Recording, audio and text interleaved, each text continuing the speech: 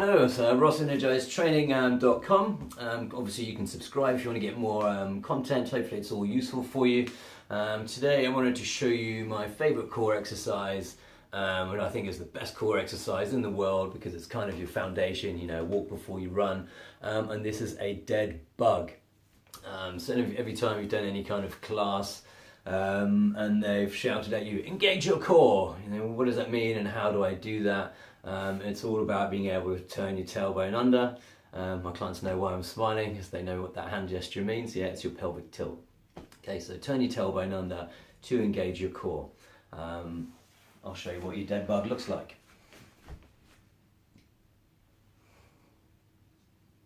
Okay, so the only thing in contact with the floor is my lower back.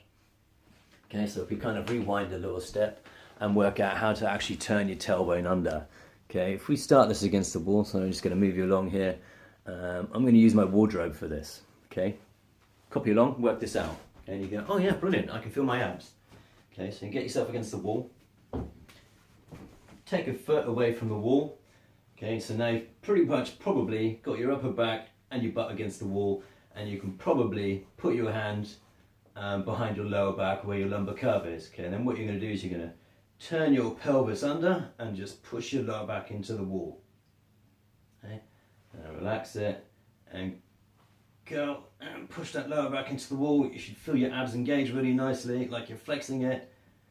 Curl it and then push. If it helps, even put your hand behind you and then try to push your back into your fingers behind you. Okay, so that's turning your tailbone under. If you imagine your pelvis kind of, you know, as a bucket, and it was full with water, ideal position is that for actually to be straight, so you're not spinning anything. If you've got a pelvic tilt or duck butt and your butt's sticking up this way, you know, your water will be tipping out the front, so you want to turn it under, and that's kind of ideal, best posture position, and your back is happiest and healthiest, and your core is engaged nicely.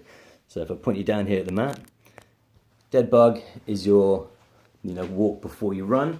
So from here, it might turn into a hollow hold where you're really nice and long, but lots of people are doing those, and putting their backs out. One of my clients is a chiropractor, and he's like, yeah, hollow holds keep me in business. Okay, and that's because people are trying to get too long, too low, and their lumbar is curling up, and you're putting loads and loads of pressure on your back, and actually just straining your hip flexors, which is no good. It kind of defeats the whole purpose. So I find the best way to start is actually start by scrunching yourself up into a tiny little ball. Okay, so now the only thing on the floor should be your lower back. You should be able to kind of roll on it. Yeah? And then what you're going to do is let go of your hands, bring your legs down a little bit, keep reaching up, and make sure your shoulders stay off the floor. Okay, and now you'll probably find that your abs have kind of domed a little bit.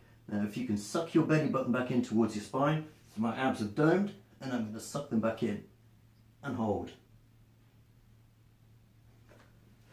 And that's your dead bug. Okay, work up to be able to do 20 seconds at a time. So maybe you might try to work up to do 3 sets of 20 seconds, kind of accumulate a minute, and then you start to open up and get longer and longer. Increase your tension. The longer the lever, the heavier things are, and then eventually you turn into a hollow hold. Yeah, classic transferable gymnastics skill, all over Instagram and everything else. They're brilliant, but not at the cost of the lumbar curve. Okay, so if I turn sideways a little bit more, so I'm starting off my dead bug here, reaching up, my shoulders are up, my butt's even up, I'm sucking that belly button back in, and I'm going to try to slowly start opening up. My arms get nice and long, my legs are getting longer, but if I get to the point where my legs are out here and my back bends and I can put my hand back under there, I've lost. Okay, so you need to pull it back and stay in that position until you've got the strength to be able to open up longer and keep that lower back on the floor. That's your dead bug. Okay, enjoy, work up the time, and then if you really want to start working on your pelvic tilt, then you're going to start adding heel taps into it. One leg goes long at a time, but that'll be your next video. I'll do a whole thing on correcting your anterior pelvic tilt. So enjoy, give us some feedback, obviously subscribe if you want to get more of these videos, and have a good day.